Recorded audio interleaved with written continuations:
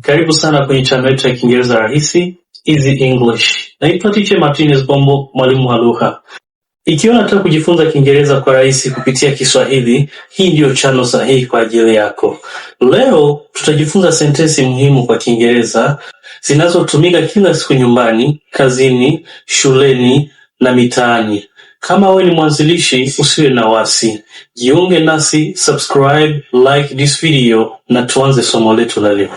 Greetings, salamu. Hebu tuanze na salamu za kawaida.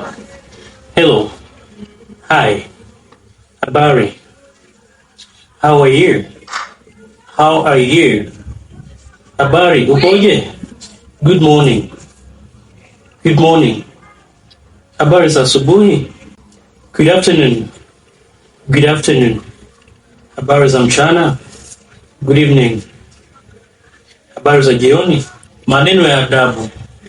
Polite words. Maneno haya ni muhimu sana kila siku. Please. Tafadhali. Please.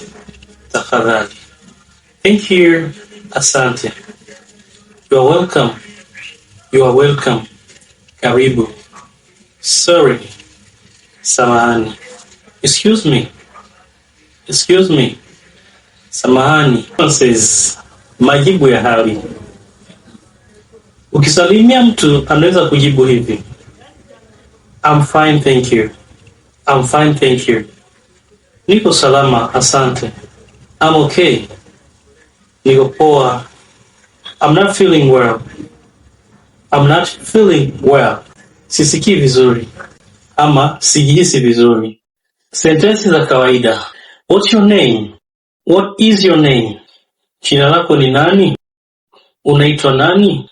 My name is Martinez. Jina langu Martinez. Naitwa Martinez. I don't understand. I don't understand. Sielewi. Sielewi. Can you help me? Can you help me? Unaweza kunisaidia? Unaweza kunisaidia? Hizi ndizo sentensi muhimu za Kiingereza cha kila siku. Jaribu kuzitumia kila siku ili Kiingereza chako kiwe bora zaidi. Kama unapenda somo hili, bonyeza like, subscribe kwenye Kiingereza rahisi. Andika comment sentensi unayotaka kujifunza. Tuonane kwenye somo lifuatalo. Ciao.